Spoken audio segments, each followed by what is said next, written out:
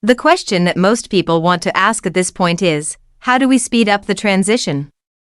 If it's a good idea to have fewer people in the world, which may or may not be the case, then how might we move towards a situation in which population growth rates are reduced? How might we speed up the transition, the demographic transition that I've talked about? And I think there are probably four kinds of answers. I'm not going to suggest that all the kinds of answers, but those are the most obvious ones.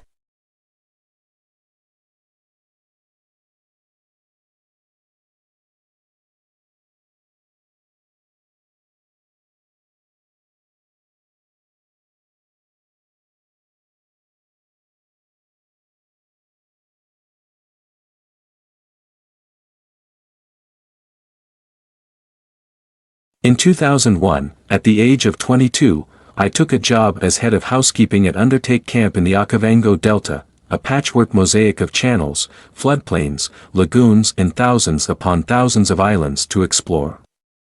Home to the largest remaining population of elephants on the planet. Rhinos are airlifted in C-130s to find sanctuary in this wilderness. Lion, leopard, hyena, wild dog, cheetah, ancient baobab trees that stand like cathedrals under the Milky Way. Here, I discovered something obvious: wilderness is our natural habitat, too. We need these last wild places to reconnect with who we really are.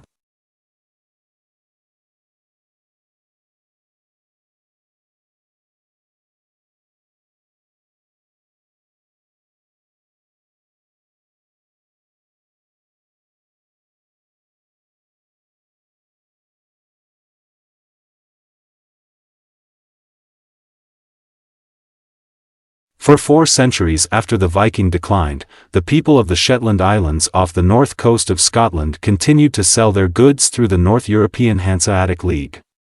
The Hansa merchant bought shiploads of salted fish, and in return, the islanders got cash, grain, cloth, and other goods. This lasted until the Act of Union between Scotland and England in 1707.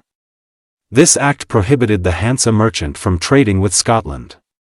Consequently, Shetland went into an economic depression.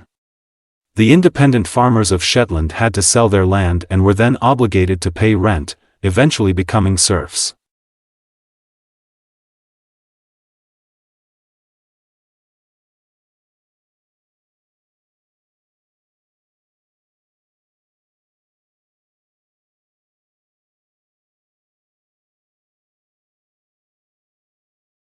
Finally, another installment of our weekly brief, but spectacular.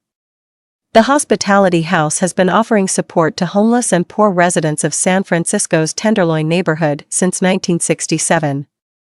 Its executive director, Joe Wilson, has been affiliated with the organization for more than 35 years and is uniquely qualified for the job. I have literally slept in gutters at night. I have gone to sleep at night on the street, in some cases hoping that morning wouldn't come. The coldness, the starkness, the inhumanity of being on the street with nothing, without the security that 4 walls can bring, is a very debilitating experience.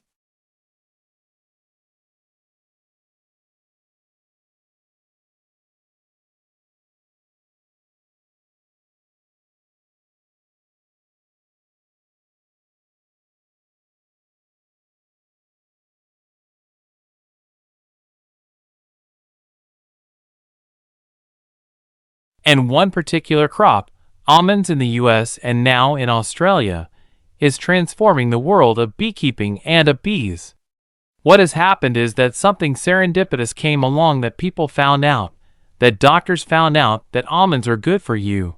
They're actually a food that is normally considered a confection, but it's good for you.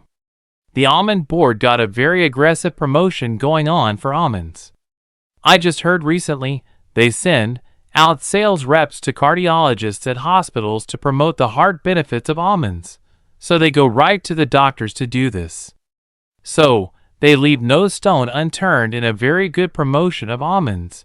And it's legitimate promotion because they are healthy food. So what's happened is worldwide, almond sales have taken off.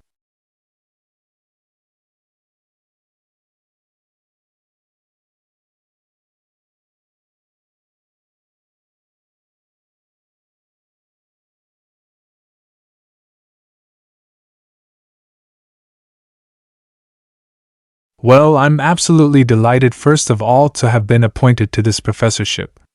The role is going to be about public engagement in science. It is about making science accessible to as wide an audience as possible. It's about encouraging young people to think about science as a career. It's about making it easier for our academics here at the University of Birmingham to talk about their research to the general public. And it's not just about a one-way flow of information. It very much is about a dialogue.